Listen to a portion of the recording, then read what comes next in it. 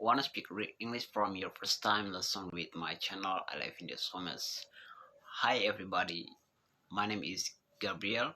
You may call me Evan Diaz, and welcome back to my channel. And today is top is 10 lines you need for introducing yourself. Okay, so let's go. First, hello. It's nice to meet you.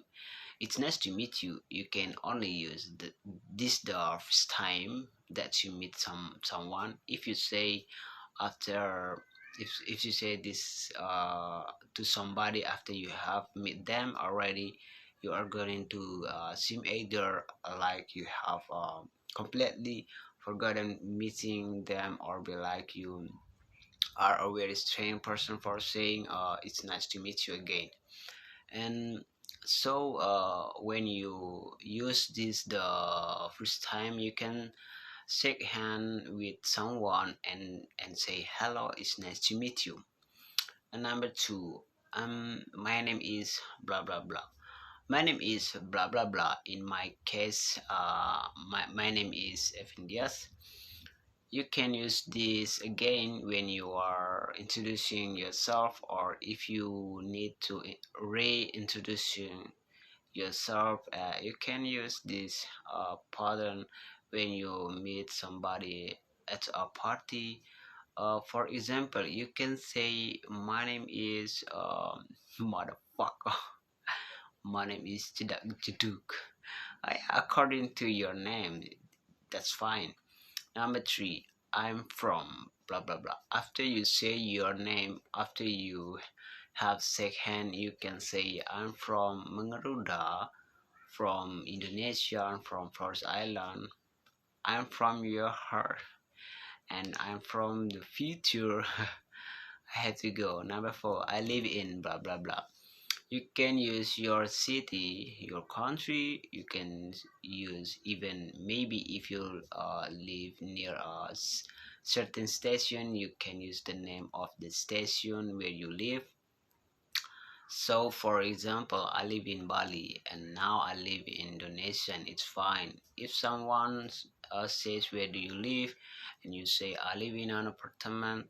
So please use the region or the location where you live, not the type of place where you live. And number five, I am a blah blah blah. If you heard the question, what do you do? It's asking about your job. In English, people don't say, what is your job? That's not the question that we ask. Instead, the question is, what do you do? And the correct responses to that is, I am a, or I am an blah blah blah, followed by your job title. So if someone says, what do you do? And you can say, I'm a teacher, I'm an play the football. Number six, I am a blah blah, yes. Or when someone asks, how old are you? You can say, I'm 25 years old. Don't forget that at the end of each, if you like, you can shorten this praise to just I am plus your age. It's kind of cute. First time you meet someone, you might not ask, how old are you? If it's in our friendly case, like a party, after you have spoken to the person a little bit, it's okay. But just try to be sensitive to the context, try to be sensitive to the people around you. And if you sense that maybe there's a very large age gap between you, it might be better just not to ask the question at all. And number seven, I enjoy blah blah blah. Many of my friends say, what is your hobby? But that's not something that native speaker will say. Not native speakers say, what is your hobby? Instead, we ask, what do you like to do? Or what do you do in your free time? This is much more natural question than what's your hobby. Um, the answer to this then is, I enjoy or I like plus a noun phrase. So, for example, what do you like to do? I like listening to music. I like play the football. What do you do in your free time? I like watching movies. What do you in your free time? I enjoy scrolling TikTok. Number 8. One of my hobby is blah blah blah. With this one is probably better to use short easily or easy to understand hobby.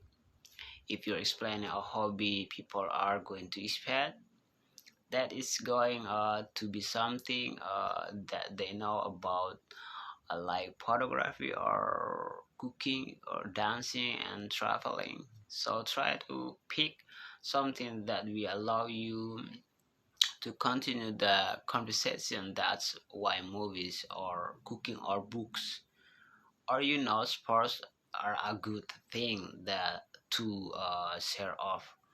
One of my hobbies is playing football. Number 9. I have been learning English for blah blah blah. If you are learning English, if you are studying English, you can use this expression. If someone asks you, how long have you been studying English? And you can say, I have been studying English for a month of time, or I have been learning English, or I have been practicing English, or I have been speaking English for a certain amount of time.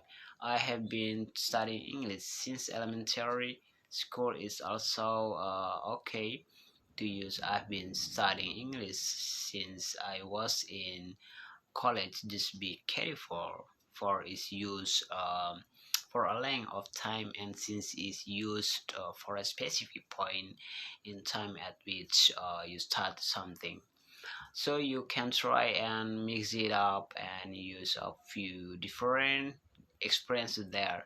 So I've been learning English for blah blah blah a long time. I still learning English. You should do that too. And number 10, I'm learning English at my college. That's named Atlantic International College. This probably could be used in response to, where do you learn English? Or where are you studying English? Or how are you studying English? And you can respond with, I'm learning English at Atlantic International College. That's my college. Or my preferred teachers. Has, for example, so a little bit of grammar in this sentences. Why do we use the progressive tenses? I'm learning English. If you say I'm learning, it sounds like you are still continuing your studies. If you say I learned English at college, it sounds like you are finished. um like you are finished studying. There's nothing else for you to study, so you are done. So it's much more natural to actually use the progressive. I'm learning or I'm studying. When you are talking about your studies, when you are talking about your hobbies, um then it's to say, I learned or I studied. So those were 10 lines that you need to introduce yourself and to help give the other person a little bit of information and carry the conversation forward. So please try them, please go crazy with them and make them your own. And thanks very much for joining with me, and I will see you again soon. Bye bye.